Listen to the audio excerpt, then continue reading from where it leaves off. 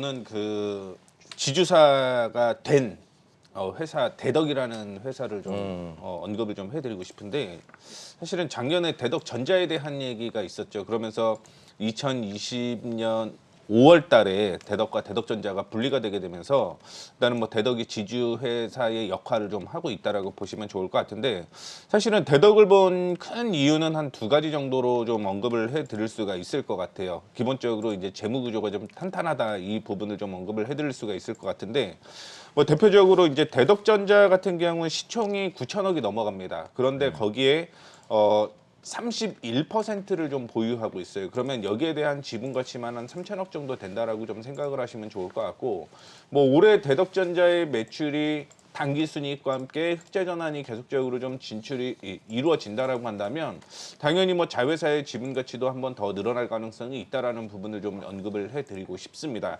그 외에도 이제 자회사로 또 와이솔이라는 회사를 좀 가지고 있어요. 와이솔 같은 경우는 이제 시총이 한 2,900억 정도 된다라고 좀 생각을 하시면 좋을 것 같은데, 여기에 와이솔의 한 36% 가까이 좀 지분을 좀 가지고 있거든요. 그런데 와이솔 같은 경우도 역시 올해 단기 순이익이 작년 대비해서 굉장히 좀 좋아지는 그런 모습을 좀 보여주고 있습니다.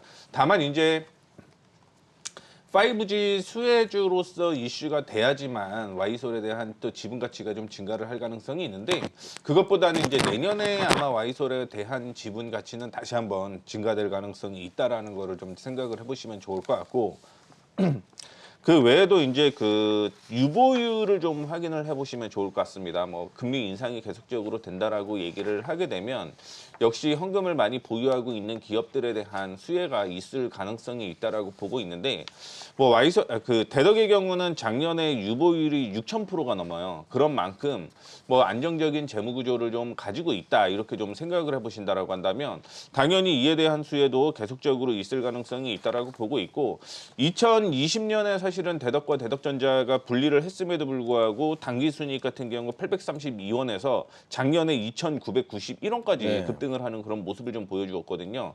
특히 여기에서 또 하나 봐야 되는 건 연말이 되게 되면 이제 배당에 대한 이슈가 계속적으로 좀 불거질 수밖에 없다라고 좀 생각을 하시면 좋을 것 같은데, 대덕의 경우는 이제 그 배당의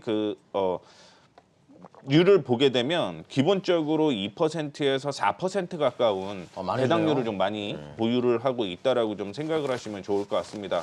그래서 2018년 같은 경우는 3% 줬고요. 2019년 같은 경우는 실적이 떨어지게 되면서 2.87% 정도 줬고요. 그다음에 2020년에 4.3% 정도 줬는데, 아마 올해 같은 경우 실적이 더 좋아질 가능성이 존재를 하기 때문에 4% 이상은 시가 배당률이 충분히 나올 가능성이 있다라는 부분을 좀 언급을 해드리고 싶습니다.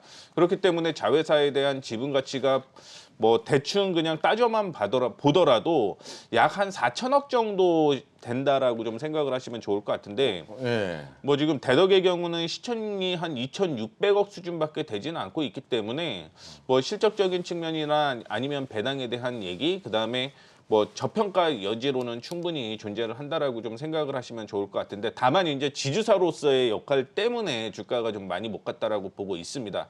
뭐 차트를 통해서 좀 더 언급을 좀 해드리고 싶은데요. 2011년부터 2021년까지 주가는 이제 16,000원 부근에서 12,500원, 13,000원대까지 계속적으로 박스권으로 좀 이어지고 있는 그런 모습을 보여주고 있는데, 사실은 뭐 작년에 코로나 때문에 뭐 6,000원대까지는 좀 줄어들었다라고 좀 생각을 하시면 좋을 것 같고, 그렇다라고 한다면 올해 같은 경우는 주가가 또 어떻게 움직일 것인가에 대한 관건이다라고 보는데, 박스권 하단부터 지금 시작을 하고 있는 것으로 판단을 하고 있습니다. 뭐 단기적으로는 9,050원대까지는 일봉상으로 뭐 충분히 올라갈 가능성이 있다라고 보고 있고요. 그 다음에 이제 주가가 한 번 더 추가적인 상승을 이어주게 되면은 한 12,500원대까지 뭐 중장기적으로 좀 들고 가셔도 배당도 괜찮고 저평가인 종목이다라고 보고 있어갖고요.